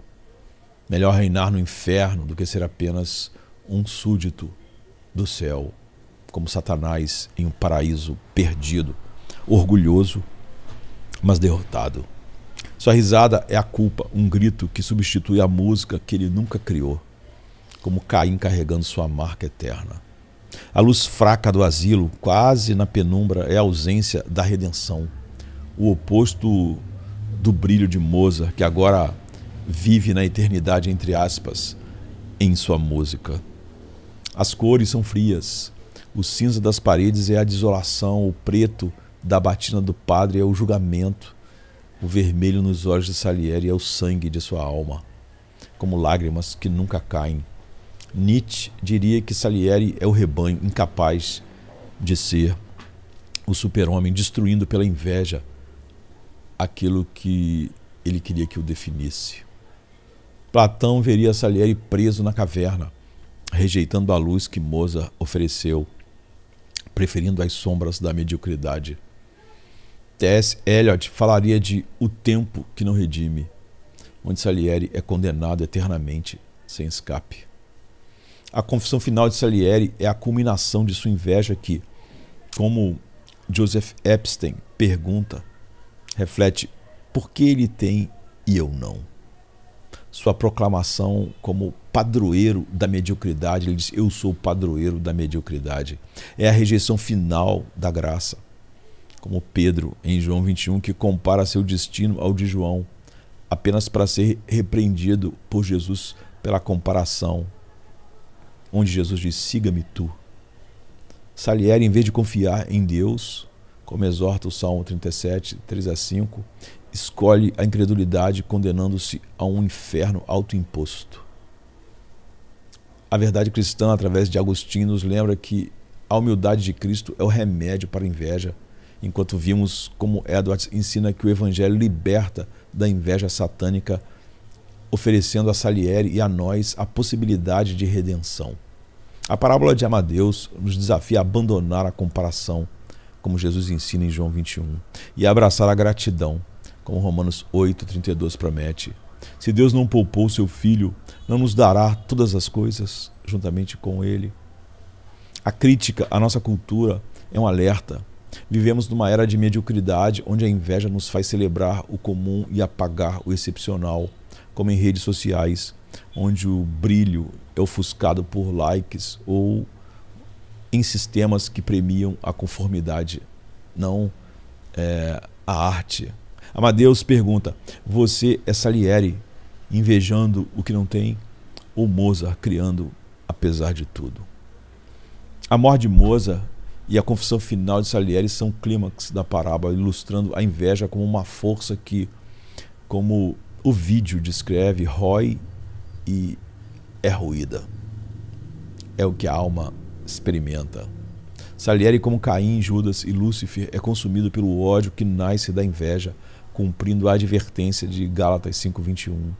Sua ingratidão, como eu mencionei os anões em A Última Batalha, o cega para a bondade de Deus, enquanto sua comparação com Mozart o leva à irracionalidade. Contudo, a verdade bíblica oferece esperança, a nos ensinar a confiar em Deus, prometendo que os mansos possuirão a terra. João 21 nos exorta a parar de comparar, como Jesus disse a Pedro, enquanto João 6 nos lembra que Deus multiplica nossos pequenos dons, nossos pequenos peixes e pães, e Ele pode fazer muito, mesmo daquilo que temos que é pouco. A cura para a inveja está no Evangelho, que destrói a inveja satânica, como Jonathan Edwards diz, através da humildade de Cristo. A prática da gratidão como antídoto à ingratidão nos liberta para celebrarmos os dons alheios, enquanto o arrependimento, como descrito em 1 Pedro 2, 1-3, nos chama a abandonar a inveja e buscar a bondade de Deus.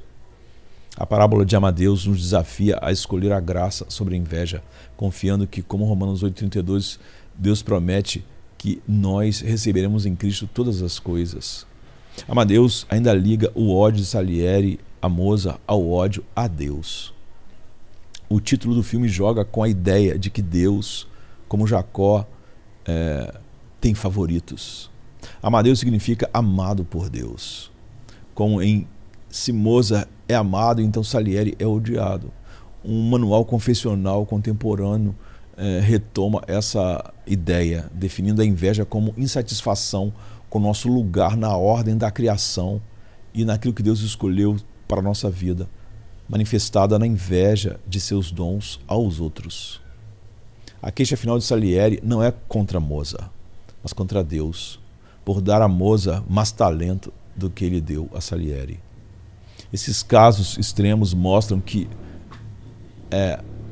a inveja não pode, ou os invejosos, não pode se alegrar com o que Deus dá aos outros, porque isso o faz se sentir pior consigo mesmo. Tomás de Aquino argumenta que a oposição da inveja ao amor a Deus e ao próximo, a virtude da caritas, a torna um pecado mortal. Em suma, os invejosos se ressentem de Deus, sentem-se amargurados com os outros e se condenam a um inferno que eles mesmos criaram, já na terra, antes de morrerem. Às vezes, o invejoso tentará resolver sua situação reorganizando os rankings para que ele saia superando o seu rival. Mesmo que ele pudesse ter sucesso em derrubar seu rival e estabelecer sua própria superioridade, no entanto, o fundamento da sua autoestima permanece frágil e temporário. É por isso que aqueles que são propensos à inveja, como Harold Abrahams, que a gente viu no filme Carruagens de Fogo, que também é uma história real, sentem medo mesmo quando vencem. Seu domínio sobre sua posição mais elevada é tênue e facilmente perdido, e facilmente é perdido mesmo. E quando sua posição de excelência é prejudicada, o mesmo acontece com seu senso de valor próprio. Como acontece com todas as formas de orgulho, no entanto, o melhor que os invejosos podem fazer é brincar de Deus. Uma estratégia que acaba por desmoronar em uma grande farsa. Os invejosos não podem se dar talento ou sucesso. Eles não podem se tornar excelentes ou se dar valor. Nem podem tornar os outros menos do que são. ou de menos valor. Eles podem tentar matar, como Salieri fez de maneira astuta, ou eles podem tentar matar o outro com sua boca, não é? No ouvido dos outros, ou em redes sociais. Anos depois, a única melodia que o padre reconhece é a de Mozart. Há uma cena incrível quando Salieri conta para o padre que ele foi um grande músico e maestro na corte do imperador e compôs muitas músicas, muitas óperas. Então ele começa a tocar algumas das suas obras.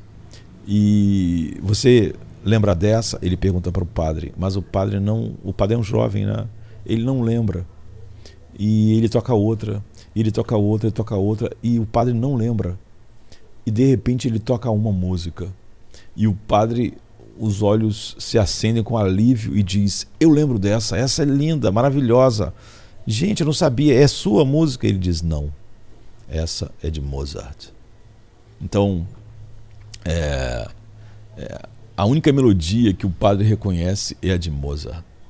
Os maiores esforços de Salieri para matar Mozart terminaram em fracasso. Salieri está esquecido ainda vivo.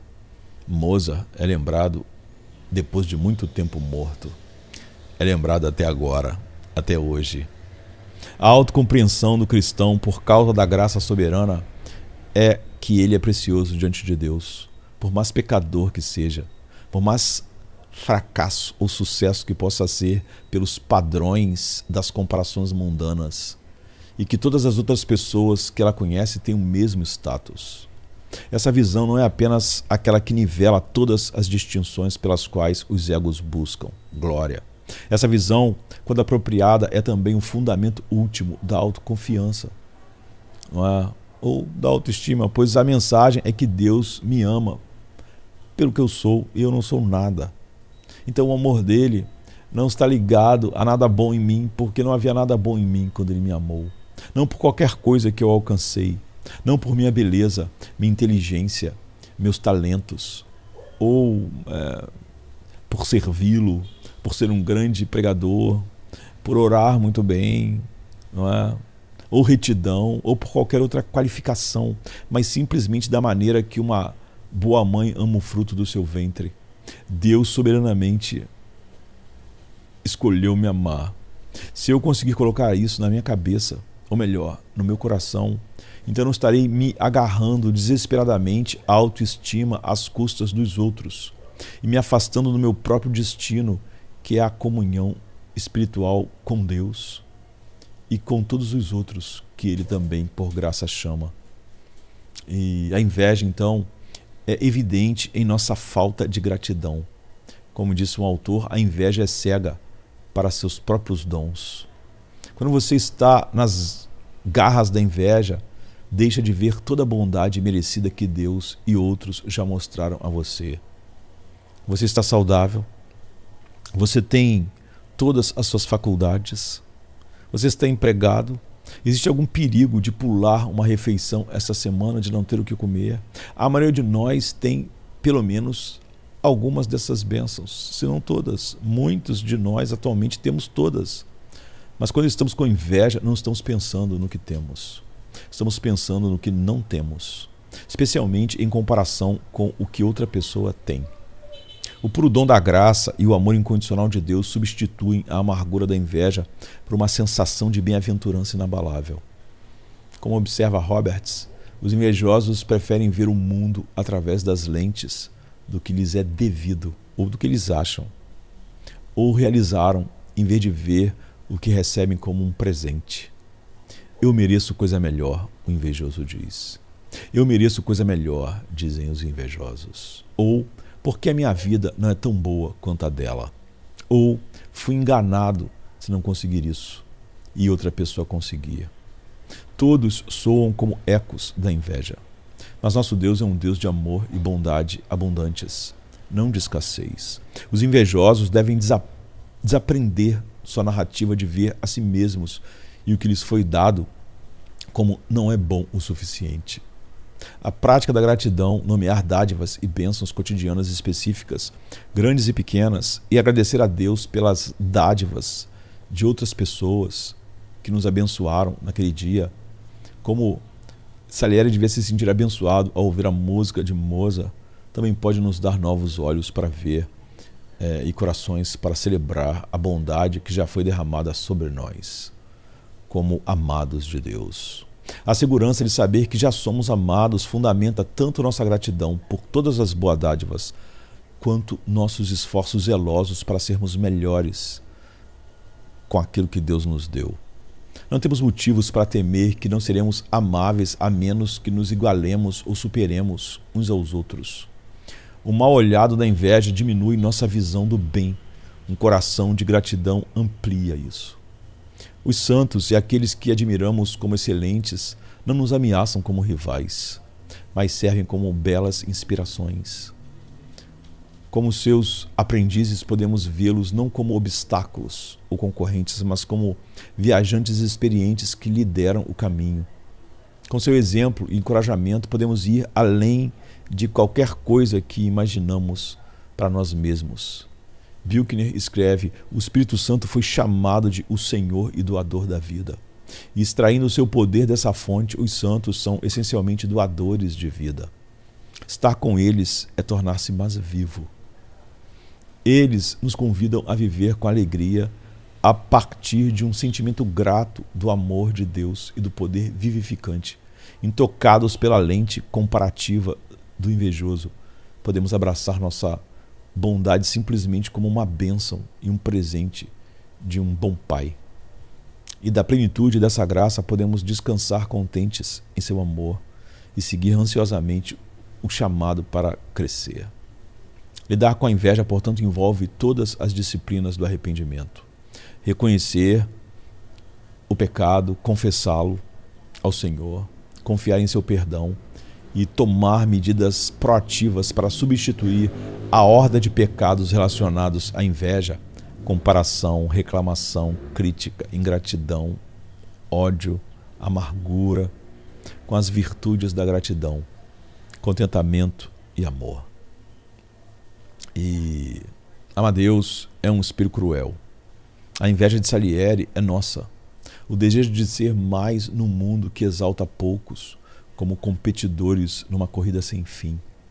A genialidade de Mozart é o divino que buscamos, a faísca que nos faz sonhar, mas que raramente tocamos. A culpa de Salieri é o peso humano, a luta contra o que nos transcende, como se fôssemos Prometeu punidos por querer o fogo. A música é a transcendência aqui na história, né? A única verdade que resta no final, um portal para o eterno que Salieri nunca cruzará. Freud tentaria nos dizer, nos fazer ver a inveja como desejo reprimido, um veneno que nasce no inconsciente. Jung vê Mozart como a luz que Salieri nega, sua sombra vencendo a luta no fim. Nietzsche nos desafia: Salieri falhou por não ser o super-homem, enquanto Mozart voou além, o que não vai nos ajudar. A verdade nos lembra de Caim, Judas, Lúcifer, homens e anjos, né, que caíram por invejar o divino. Como parábola, Amadeus nos ensina que a inveja enraizada no orgulho é uma descrença na bondade de Deus. E a história de Salieri é um alerta contra a comparação, como a gente viu Jesus repreender Pedro em João 21, e um convite à gratidão. A cura está na cruz, onde Cristo, segundo Jonathan Edwards, destrói a inveja satânica, e na humildade, como Agostinho ensina, que nos liberta do orgulho. A parábola nos desafia a abandonar a inveja, confiando que Deus multiplica nossos 5 pães e 2 peixes, em João 6, e a celebrar os dons alheios com amor, como Romanos 12:15 exorta. O Evangelho é o remédio que cura a inveja que apodrece os ossos. É a radiação que mata esse câncer de alegria maliciosa, como vimos na sua designação. É o poder expulsivo de uma nova afeição, o sabor de algo melhor que nos livra dos pedaços cobertos de chocolate mais venenosos, envenenados de comparar, criticar, reclamar, da ingratidão e que leva ao ódio. Se nos testarmos e falharmos, que esperança temos? Muito em todos os sentidos. Temos a cruz de Cristo. Se essa história revela esses sintomas em nós, nós temos a cruz, temos a graça de Deus, temos a profunda alegria e deleite de conhecer a Deus em Cristo. Em primeiro lugar, a cruz de Cristo, a única maneira de destruir a inveja é através da cruz de Jesus Cristo, porque somente o sangue de Cristo nos purifica dos pecados da inveja, rivalidade, ressentimento e malícia.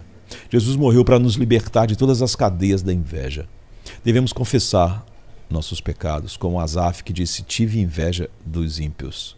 Não devemos dar outros nomes, não devemos pegar a psicologia para explicar e agirmos como meros doentes em vez de pecadores. Devemos confessar nossos pecados, procurar genuinamente nos afastar deles, pedindo ajuda a Deus e confiando somente em Cristo para nos perdoar nossos pecados e suprir todas as nossas necessidades.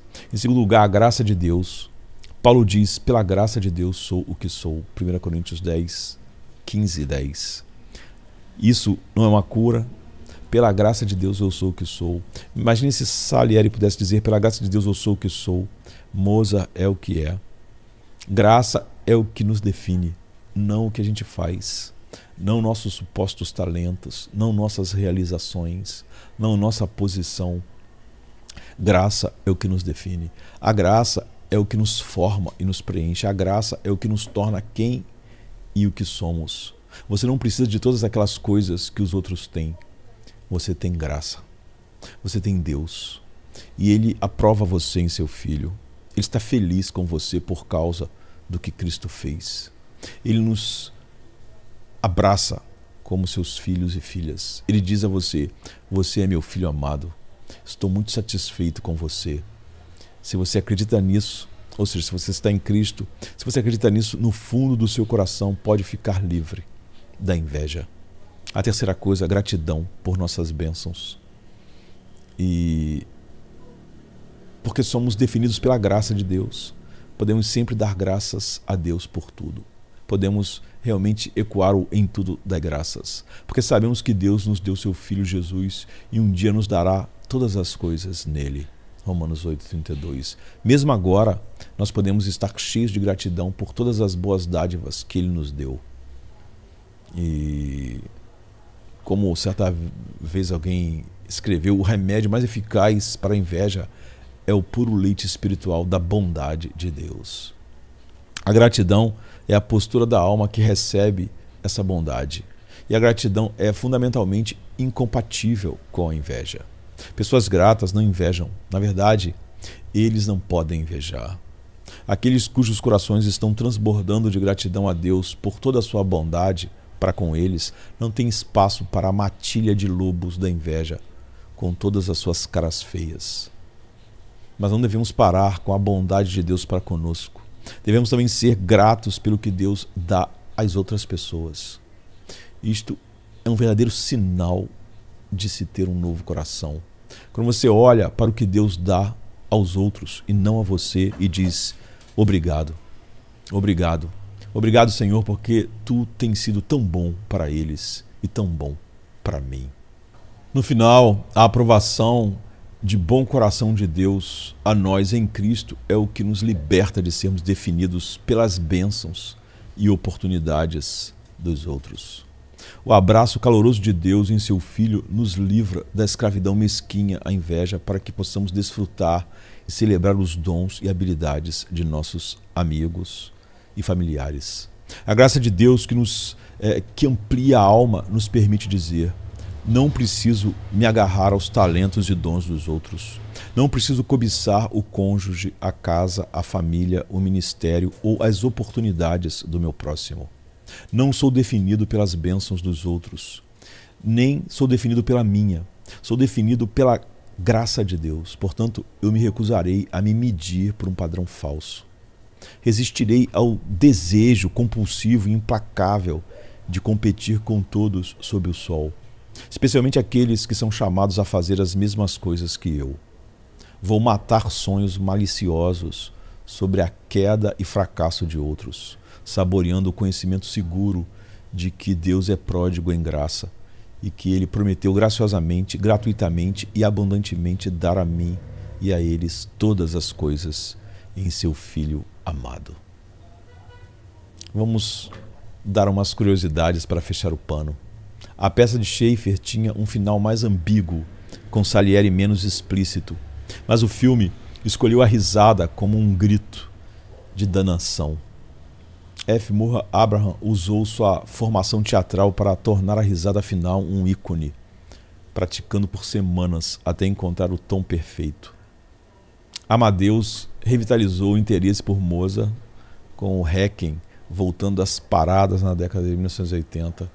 As filmagens em Praga captaram a Viena do século XVIII de uma maneira incrível, como eu disse, com o Teatro States, onde Mozart estreou Dom Giovanni como cenário. É como em O Pianista, onde a música de Chopin, tocada em meio à guerra, lembra o poder da arte para transcender o sofrimento. O filme, com 8 Oscars, é um testemunho do poder da arte, né? Amadeus é eterno, um espelho que nos força a olhar para dentro. Salieri é vilão, é vítima. É apenas o ser humano caído. Me conta nos comentários.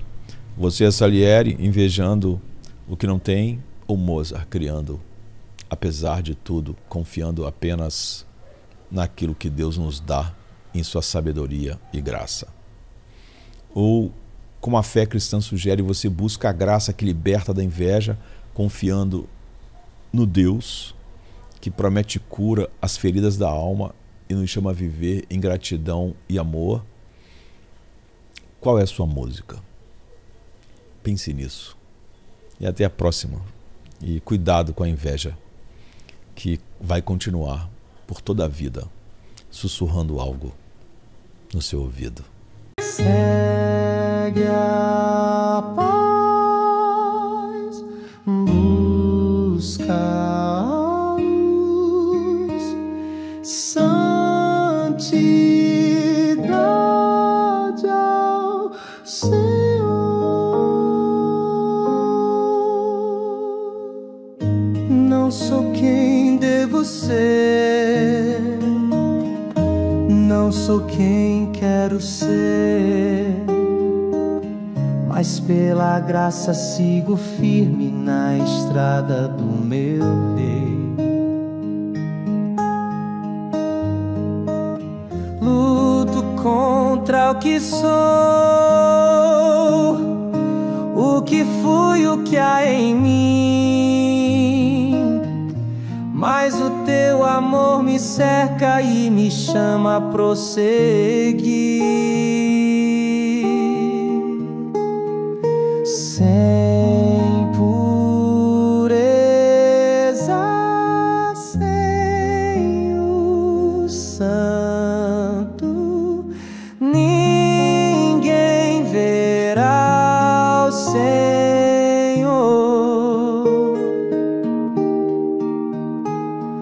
Mas o teu sangue me veste e me faz filho do amor.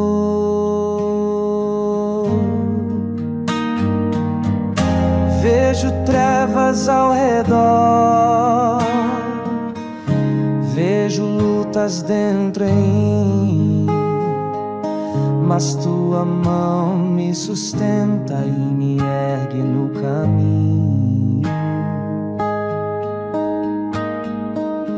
Há um fogo dentro em